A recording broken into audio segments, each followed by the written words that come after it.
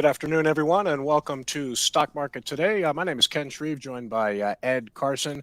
Well, it was not a great quarter for the stock market. It wasn't a good month either. Looking at the monthly total here for, let's see, we got the Dow down 9%, S&P down 9.5%, and both Nasdaq indexes, the Nasdaq Composite and the Nasdaq 100, down about 10.5% thereabouts. For today, a bad close for the stock market. Nasdaq, Dow, S&P 500 ending with losses of about 1.5% to 1.7%. So we'll get into all this, market action today. But let me first throw it over to my colleague Ed, who's got three stocks to watch.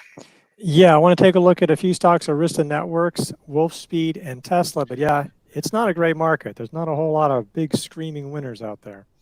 All right, well, let's start by taking a look at the Nasdaq 100 today. Obviously, we had a very weak earnings report from Micron Technology that sort of cast a pall on the chip sector. But taking a look at the Qs here, down 1.7%. Take a look at SPY, which undercut its June low. So looks like we're in the middle of this third leg down, down about 1.5% or so. And then taking a look at the Dow Jones here via the DIA, that was down about 1.6%, falling further below these June lows. Now, one thing we've been talking, Ed, about on IBD Live is this tendency of the market throughout market history. When it's in a correction, you have a tendency to see kind of these three legs down, and we're kind of in the middle of that right now, aren't we? Yeah, it certainly looks like it. I mean, during the week, there's various times when the market looked like it might try to fight, and we had that Wednesday bounce. But it now mostly, the Dow and S&P are clearly getting below their June lows. The Nasdaq came within 7 points of that, and the Nasdaq 100 did. So yeah, it looks like a third leg. There's speculation of where could we go now? Well, maybe we could go to the pre-COVID highs. I mean, not saying that it has to go to a specific spot, but we could still see quite a bit of losses. I mean, the Fed is raising rates aggressively. Yields continue to trend higher. The only thing that might stop one of the others if the economy weakens so much. So we could get all the way, as you're looking out there, like something in like the February 2020 highs or some such around there. So there's I mean, we are getting very close here. I mean, you can see the last time the S&P 500 broke out right around this level, and you can see we're kind of getting down here. So that could be a support level that holds, or maybe not. We did have a key economic report this morning that showed some unfortunately more hot inflation. What was your take on the personal income and spending report, Ed?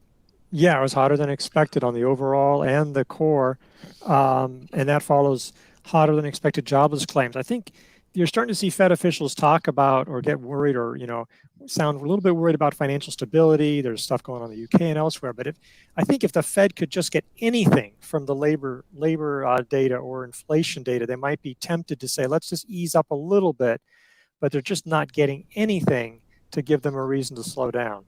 Well, they certainly didn't get it yesterday. We mentioned these weekly jobless claims that fell more than expected, and really the Fed wouldn't mind to see claims rise more than expected, looking for some softness in the job market that maybe could help alleviate inflation. Here's a look at the 10-year Treasury yield. It looks like it's might be ready to consolidate below this 4% level. It did reverse higher. It came down and touched the 10-day moving average here. Still looks very, very extended. Would you be surprised, Ed, to see the 10-year yield consolidate here, or is it only a matter of time before we move right through that 4% level?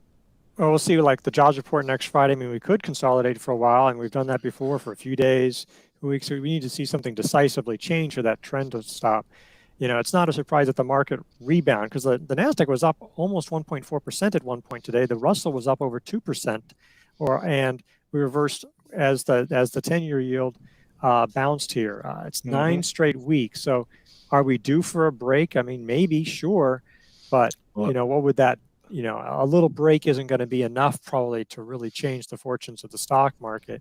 Really would need to see that pull back significantly, or at least level off really longer term, like really see a pause. pretty incredible weekly run here for the 10-year yield. You mentioned nine straight up weeks. Now, if this were a stock chart that we were analyzing, we would be saying, yeah, it's probably about ready for this to consolidate a little bit. So we'll see what happens. Also, we've been talking about the strength in the U.S. dollar, and to take a look at UUP here, we'll just take a look at the daily chart. This is UUP, which basically tracks the U.S. dollar index, and that is. That's in an uptrend as well. Strong dollar not helping matters here. Yeah, it weighs on, puts strains on foreign currencies, and pressures U.S. profits of like the big multinationals and exporters. We did fall a little bit for a couple of days, but honestly, that's just giving up some of the gains. It's been a huge tear. Found some support here. Just a lot of strains. Let's take a look at the popular fear gauge, the CBOE volatility index. Now, this was interesting to see it. It was down. Let's see here. It's going to come up for me. I know it. Try one more time here. It fell quite a bit during the day when the market rallied, and it fell all the way to like the 10-day line now. Right. But it didn't really roar back. When the market was going to bear market lows, and this is a secondary indicator. You don't want to get too excited about it, about one way or the other on these things. But it does give you more of a reason to think maybe this market needs to fall further to really bottom out, because there was no panic sense today. Despite a pretty ugly session. Exactly. I mean, if there was panic in the market and fear in the market, we certainly would have seen this higher. Now, it did rally off lows, but it did looks like it did close slightly lower. But we would expect the VIX to be moving quickly towards that 35 level if indeed fear was really on full display in the market. I noticed breadth today. Colleague David Chung pointed out late in the session that declining stocks on the Nasdaq and the S&P 500 only had a very slight edge over winners. So at least something for the bulls to think about. The breadth wasn't too bad today, even though we did have a pretty sharp sell-off. So, all right, well, why don't we take a look at some individual stocks that you put together for us? The first is Arista Networks. That's ticker ANET, and this is a stock that is. I assume, Ed, do you think this has the potential to be a market leader going forward? But certain things need to happen. What do you see in the price and volume here? Well, one of the positives, it's a stock with the RS line is at new highs. So there's that. Now, there are definitely stocks that are showing stronger performance that are above their 50-day lines, but almost into this market, this is almost a bullish sign in a sense, because it won't tempt you to jump in. Like this would not have tempted you to buy when the market was rallying, where there were some other stocks which were flashing buy signals when the market really isn't doing this. So there's a lot of stocks, and Tesla's somewhat like this as well. If it's going to get above the 50-day line, and right now it's hitting resistance at the 21-day, if it's going to get above the 50-day and the 200-day line and start breaking trend lines, the market's going to have to get stronger in all likelihood. I'm not saying that it's the greatest bull market of all time, but you're going to need to see some sign of strength, maybe over a few days. So that would at least give you a little bit more, put the odds in your favor in that situation. So while it's a flaw and it's not actionable, that's almost a positive in this market.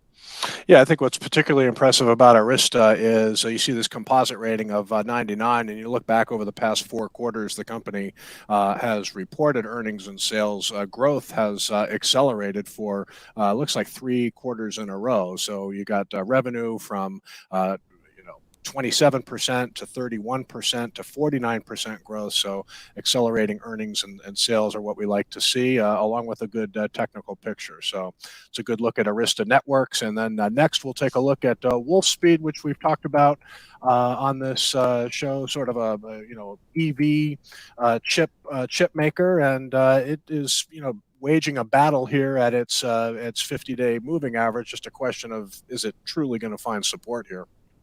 Yeah, and really it comes down to the market. I mean, let's face it, this was rallying nicely. I mean, it wasn't it had come down really sharply, so it wasn't really actionable today. It was just bouncing, finding support, but it was nice action. And then, well, the market reversed lower. I mean, it's really not that complicated, and it gave up the gains. And so, yeah, if it can hold support here, the RS line is pretty close to highs. Maybe it builds a longer consolidation. It sort of tried to clear sort of area around 120 before.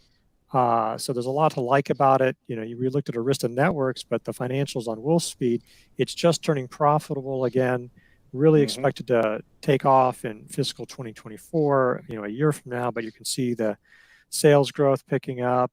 So there's definitely a lot to like in that regard. And you sort of figure, like with some of these picks and shovel plays, EVs are going to keep expanding. You don't know which ones are the winners necessarily, but you figure that some of these chips and the lithium plays and some of those might be winners regardless. Might have a little more left in the tank. Well, speaking of EVs, let's pivot and turn to Tesla. Now, Tesla has their AI Day today, which is going to be 5 p.m. Pacific time up in Palo Alto, California. I believe they stream. They'll stream the AI Day on Tesla's website and also their YouTube channel. And what else do we need to know about Tesla, Ed? Well, they also have deliveries almost certainly this weekend. And so there's going to be a slew of news that investors aren't going to be able to do anything about until Monday morning. So that's much is fine. This stock, it hit resistance at its 50-day, 200-day line, on Wednesday as the market sort of came, it got up there, then fell back on Thursday, Friday. It undercut the lows of its little sort of mini consolidation there. I suppose you could say that's now sort of almost getting to be maybe a double bottom type possibility if it rebounds. Right now, it's just at the low. So, it does have this huge consolidation, but, I think the 314.74 or maybe the middle of that W, which is just a few cents below that, could offer, a legitimate entry there. Again, like Arista, it would need to strengthen, get above things before that happens. And we don't know. The market weakens or there's some bad news this weekend. If people don't like the news, this could start breaking down towards lows. I think this is just in general with this stock and almost any stock, patience and watching rather than acting is the way to go until real strength develops. And what are the expectations for somebody that follows Tesla pretty closely in the EV market in general? What are expectations? I mean, in terms of deliveries, are they expected to knock the ball out of the park again, which they tend to do when they release these quarterly delivery data numbers? Well, it's definitely going to be, and it looks like it might be a little stronger than they were looking just a few days ago. It seems like somewhere between 350 and 370,000, and that would definitely be a new high. Of course, there's expectations maybe for even more because, in this 2022, they've opened 2 new plants, they've expanded Shanghai, but so there's still going to be some issues about China demand, which we may not really figure out for a few more weeks. It's going to be a record. So we'll see how that gets taken. But obviously, this is just a market where good news is not necessarily rewarded and bad news is punished very severely. Yeah, no doubt about it. All right, so for investors that have been raising cash and maybe getting out of the market's way here, and they've got some money to put to work, what's the best course of action at this point? You wake up Monday morning and just kind of wait for this market to turn, or what do you say to people with a lot of cash here? I mean, if you really just have this need to get involved in this market, you can try to find, there are some stocks here and there, but you want to be extremely nimble. I mean, and taking profits very quickly, at least partial, maybe all the way, just a few percentage points in, because it's a severe downtrend. You're picking up pennies in front of a steamroller in this kind of market. So you just have to remember, you might get that penny, you might get squashed. So definitely react quickly. And there's nothing wrong with being entirely in cash or nearly all in cash until we really see signs of that changing. That could happen, not too long from now, but it also could be several weeks, several months. And it's just probably better for the most part to be waiting and preparing, getting that watch list ready, staying engaged, but getting ready, but watching, not acting. Yeah, it's really just a matter of how sticky is inflation going to be, and if it sticks around longer than expected, is this going to force the Fed's hand and result in more interest rate hikes?